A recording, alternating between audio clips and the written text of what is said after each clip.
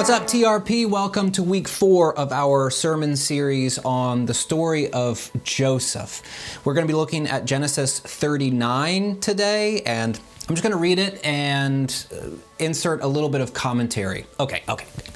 A lot of bit of commentary, but that'll be okay. All right.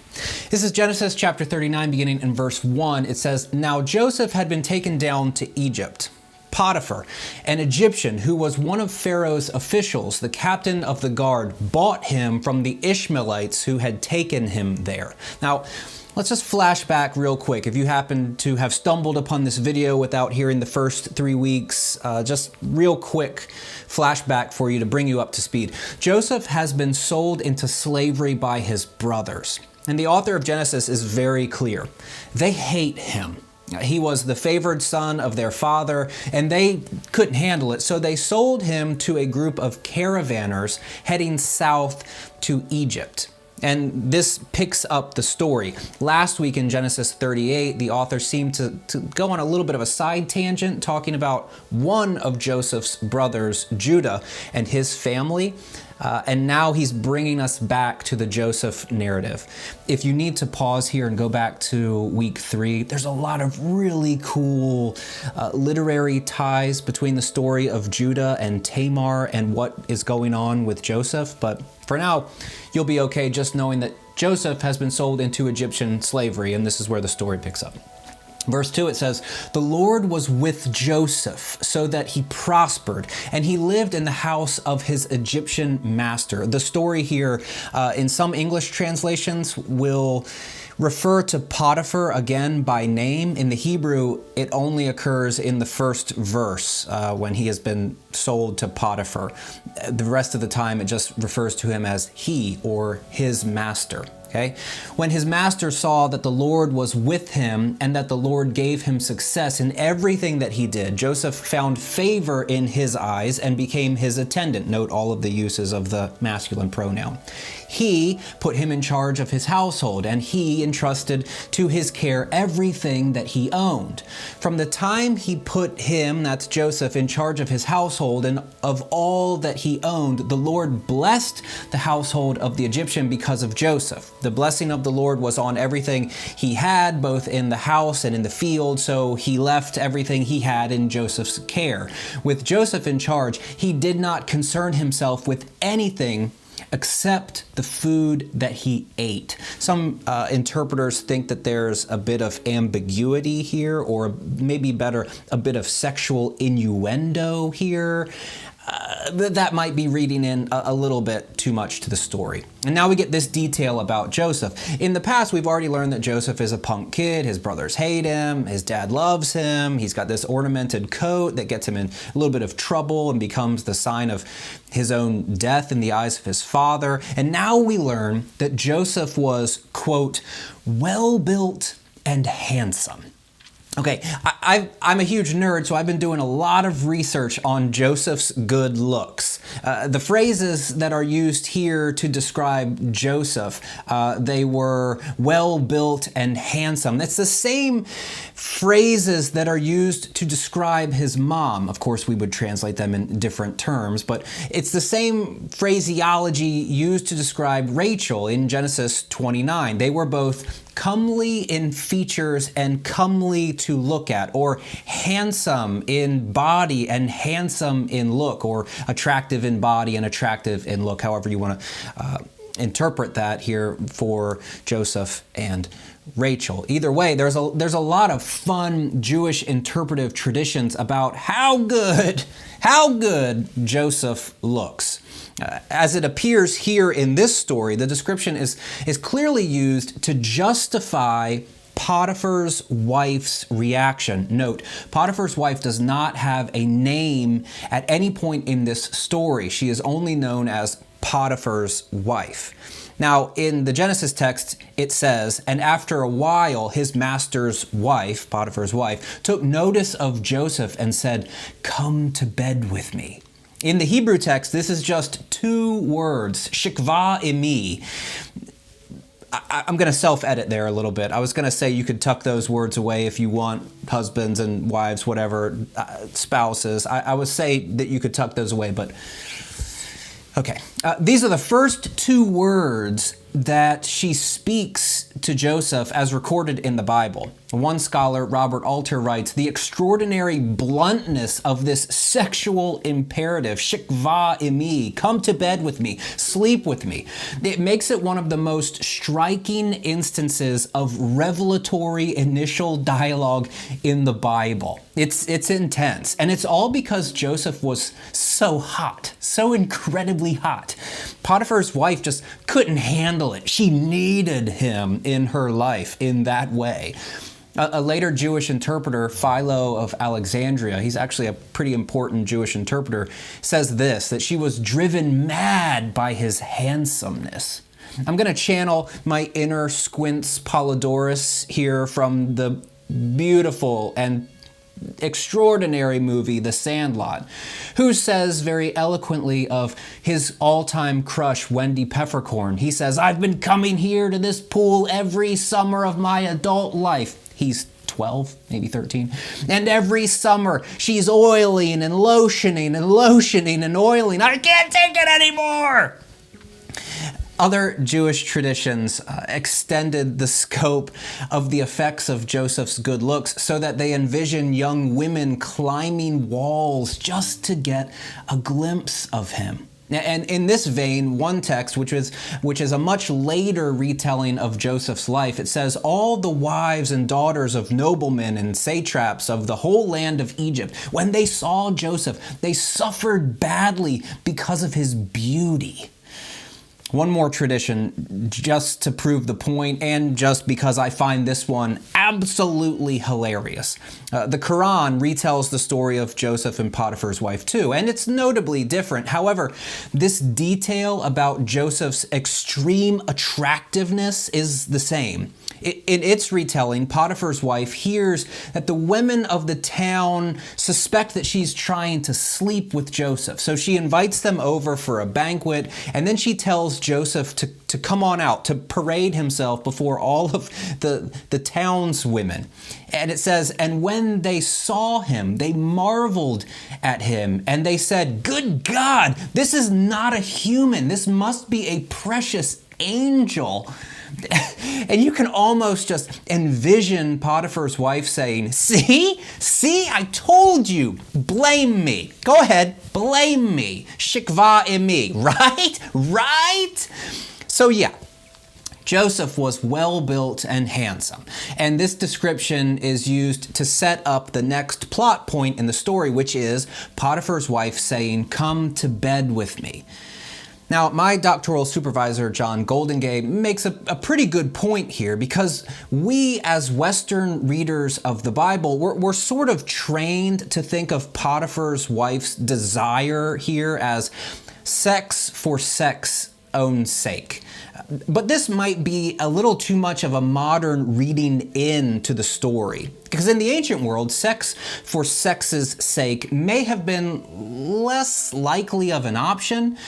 Remember, they had no birth control, and perhaps her desire was tied up with having a baby of her own. Now, this suggestion is made all the more intriguing when we note how Potiphar is introduced in the story. And again, this depends on our knowledge of Hebrew, but lucky for you, I'm going to let you in on some of the secrets here. He is introduced as a saris, which in our passage, absolutely, no questions about it, definitely means that he was an official of Pharaoh, okay? But the term saris also can mean eunuch, which is just a deliciously ambiguous use of the term for later readers who might have just snuck a wry smile to the people they were reading with and said, okay, it makes sense why she's all over Joseph here, all right? Now, also, I should say that this isn't to say that sex for sex's own sake was off the table even in the ancient world. We have the Song of Songs if we want to look at that idea. That was very much sex for sex's own sake. But there are layers to this ancient story that are worth tending to. And Potiphar's wife here appears to be using her status for her own ends, whatever they might be.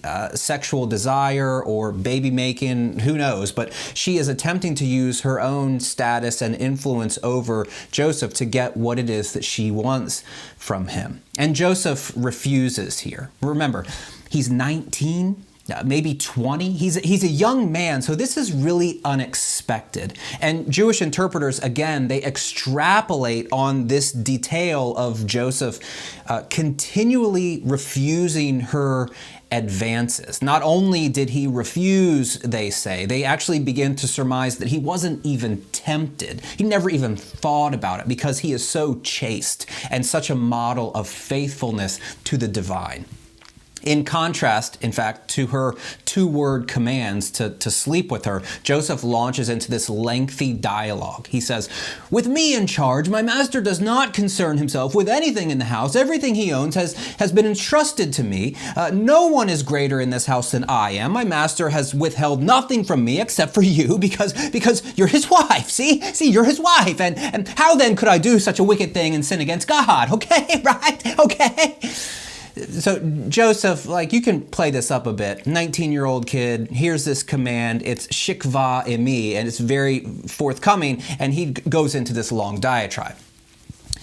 Verse 10 says, "And though she spoke to Joseph day after day after day after day, he refused to go to bed with her." It is more literally translated, he refused to lay beside her or to even be with her. And some people think that she's kind of loosening up the demand here, going from shikva imi, this come have sex with me, to come on, just lay beside me. Come on, just a little, just be the big spoon. Come on, let's just snuggle a little bit, right? Let's just do that. And he keeps shirking her advances. Verse 11, it says, "One day he went into the house to attend to his duties." I should note here that there's some Jewish interpretation where they see this as Joseph's armor beginning to crumble a bit. They wonder what exactly were his duties, or what in the Hebrew it says to do his work. What was that work? Is it sexual in nature? I mean, that seems to be a reading in. There is a fun bit though here where they think that Joseph wants to sleep with her, and the only thing that saved him from doing that was at the very last moment an image of his dad popped into his head, which is a bit of a mood killer, okay? But it says here that he goes into the house, he's trying to do his work, nobody else is there, and this sets up Potiphar's wife for what she's about to, the trap that she has set for Joseph. None of the household servants were inside, and Potiphar's wife caught him by the cloak. Joseph does not have good luck when it comes to garments. Remember his ornamented coat, his long sleeve coat, his ankle length coat that becomes the object that the brothers use to convince their dad that he's dead. And now she's seizing him by his cloak. It's not just she's catching him by his cloak, but she's seizing it. The word here for garment is beged. It's pretty ambiguous what it is. It could be an outer cloak. It could, according to some people, be like a linen garment. Is that a thing? Loincloth, like underwear? So she's grabbing him by something.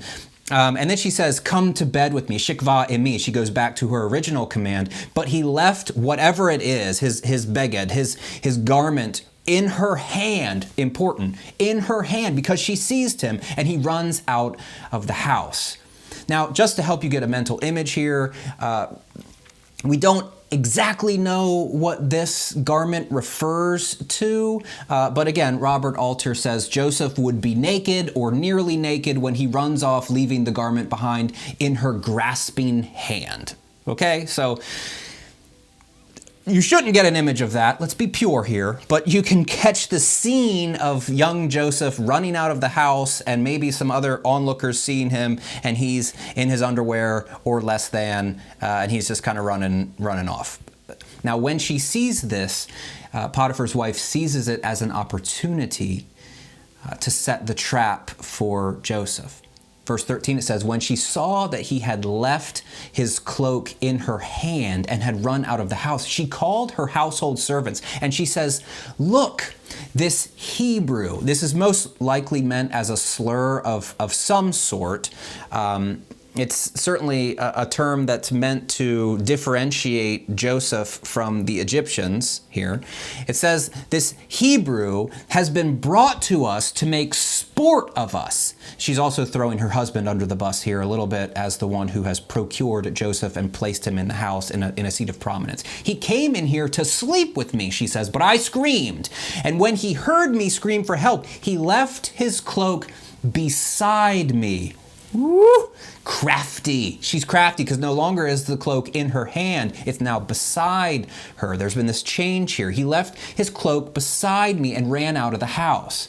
And she kept his cloak beside her, again, until his master came home. It's weird how they're referring to Potiphar here, not as her husband, but as Joseph's master, until he comes home, the one who is to blame for all of this.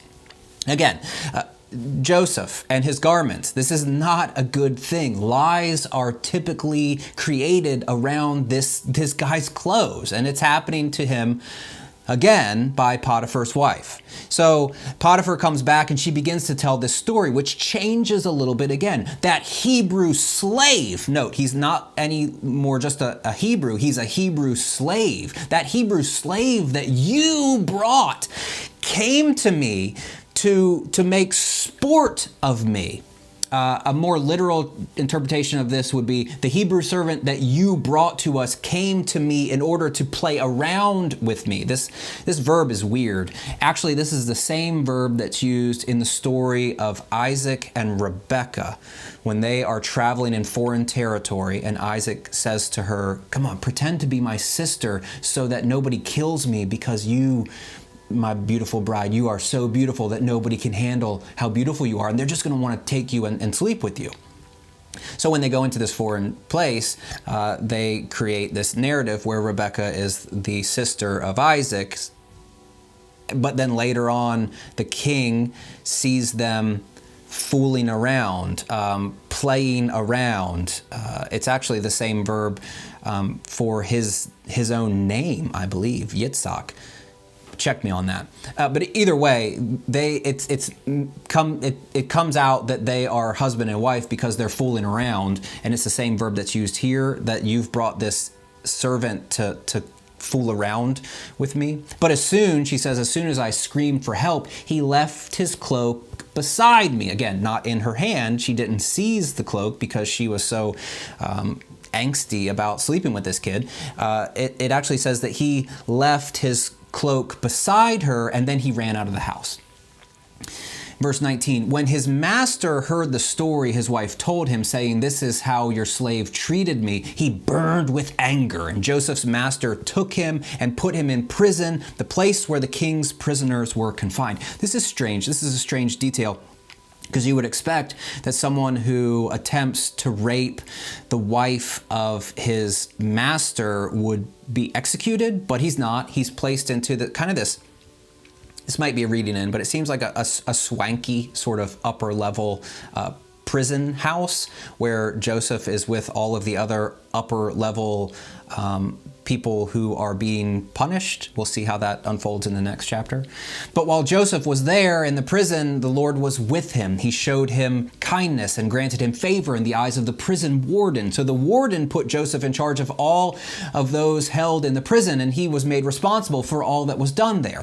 The warden, it says, paid no attention to anything under Joseph's care because the Lord was with Joseph and gave him success in whatever he did. This is very familiar to the beginning of the story, where the people around Joseph outside that can just see this can see that the Lord is with him, which is strange because the people who notice this are Egyptian. They're foreigners who don't know Yahweh but can see the evidence of Yahweh in Joseph's life.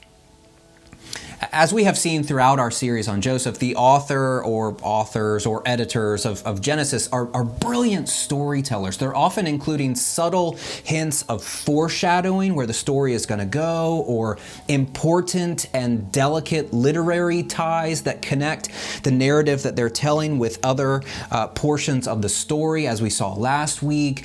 They also include overt theological commentary, sometimes, not a whole lot, but sometimes, like when the dreams are happening and Joseph begins to see that at one point in his life he will be ruling over his brothers. I would call that overt theological commentary, even though God is not mentioned in that passage. But here we have Yahweh's presence with Joseph, and it's just as kind of hammered into us as readers that this is why all of this is happening. And in this story, we just get good, engaging, and dramatic plot development. And this is something that occurs all throughout the Joseph story. On any reading, this story in Genesis 39, it's just good literature.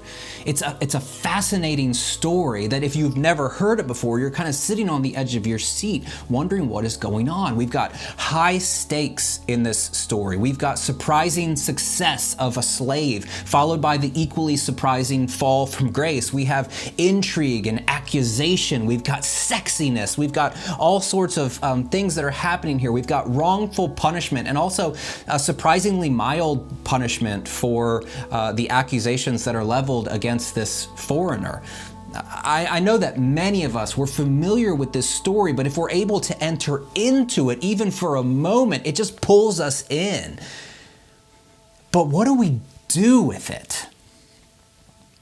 I just finished a great book last week. It's called Jesus and John Wayne. The subtitle is How White Evangelicals Corrupted a Faith and Fractured a Nation by Kristen Kobus-Dumais.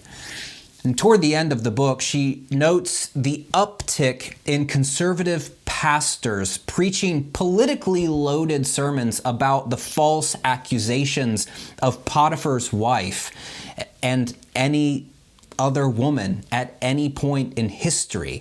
And they started preaching these around the time of the Brett Kavanaugh hearing.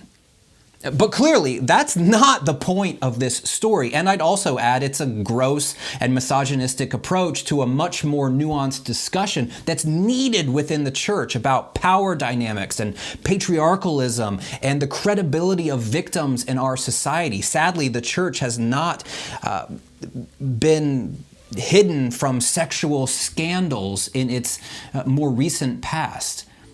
And neither is this story about us, in the sense that the takeaway is that we too should be like Joseph, faithful and chaste and willing to run from temptation. Gosh, if I had a quarter for every youth group message I heard about running from temptation like Joseph, I would have a few nickels or quarters. When we reduce the Bible to go and do what this person did, we are usually reducing the theological potency of the passage. But again, I, like many of you, have heard reductionistic takes on sexual purity for most of my life. Conversations, honest, clear, non-reductionistic conversations about Christian sexual ethics, they definitely have their place. And in my opinion, they must move beyond the guilt and shame that has resulted from the purity culture of generations past. But starting from this passage is probably setting us up in the wrong direction for those conversations, those necessary conversations to take place. Is setting us up in the wrong direction. Rather, this story is making an overt theological claim that Yahweh was with Joseph. In the beginning, we learned that the Lord was with Joseph in Egyptian slavery so that he prospered. In fact, his Egyptian master, Potiphar, saw that the Lord was with him and that the Lord had given him success in everything that he did. And because of that, Joseph found favor in Potiphar's eyes and became his attendant. And then at the end of the story, again, we learned that while Joseph was in the prison, the Lord was with him and he showed him kindness and granted him favor in the eyes of the warden. Similar to Joseph's rise in Potiphar's house, the warden warden sees the Lord's withness in Joseph's life and put Joseph in charge of all of those that were held in the prison. He was made responsible for all that was done there. The warden paid no attention, it says, to anything under Joseph's care because the Lord was with Joseph and gave him success in whatever he did. From a literary perspective, the narrator's description of Yahweh's role in this story is noteworthy because Yahweh has not been named at any other point in this narrative. It was not named when we first meet Joseph, or when Joseph was put in a cistern by his brothers, or when Joseph was sold into slavery, and when his coat was sent home dipped in blood to convince his father that he was dead. Yahweh was not named in the story. Yahweh was not named in Genesis 38 either, in the story of Judah and Tamar, which we looked at last week. But in this chapter, Yahweh's name appears 8 times. It's like the author is waving a huge flag saying, hey, look, you look. Yahweh is involved in this, readers. Pay attention to this. And after this chapter, the name of Yahweh will disappear yet again, only to be named one more time in a text that has nothing to do with Joseph at all, in Genesis 49. I believe it's in the blessing to Dan. Sadly, according to Golden Gay, Genesis does not offer any analysis of how Yahweh's being with someone makes things happen. But this is clearly what we are meant to consider from this passage. And I think it's what we often do consider when we contemplate our own lives. Perhaps we might even hear Paul in the back of our heads whispering, and we know that in all things God works for the good of those who love him, who have been called according to his purpose. But how? And when? And do we ever see it? And even from this story, does Joseph realize it? Because what we have are the people around Joseph seeing Yahweh working in his life while Joseph is in ostensibly the lowest of the low, the cistern that his brothers have just put him in, the caravan that is taking him to Egyptian slavery, being in Egyptian slavery, being falsely accused of rape, going to prison. All of these moments, the author is saying, and Yahweh was with Joseph. But does Joseph know? And what do we know, or what do we think when we find ourselves in those cisterns of our lives? When the people around us might see something that's happening, but we can't necessarily get on board with that. Within the church, we've seen a lot of really gross interpretations of what God is doing and what God is not doing. And in this story, what we have is God's withness with Joseph. At many points, it doesn't say that God is plotting and planning and orchestrating. It just says that God is with Joseph in the midst of these moments, even if Joseph doesn't understand it or recognize it. My hope over the next week or so is that we can enter into this story and begin to wrestle with what it means that God is with us. As followers of Jesus, we have the very Spirit of the risen Christ living within us at all times. There is witness that goes even beyond what Joseph was experiencing. But what does that mean? And how do we make sense of that when we are going through the difficulties that we face in the world? And what does that make us think of the God that we serve in the midst of those cistern moments? I don't have the easy answers for us here, but I would encourage you to consider this phrase, and the Lord was with Joseph. And I would encourage you to begin to turn that like a gem and see how the light reflects off of different aspects when you look at it in different ways.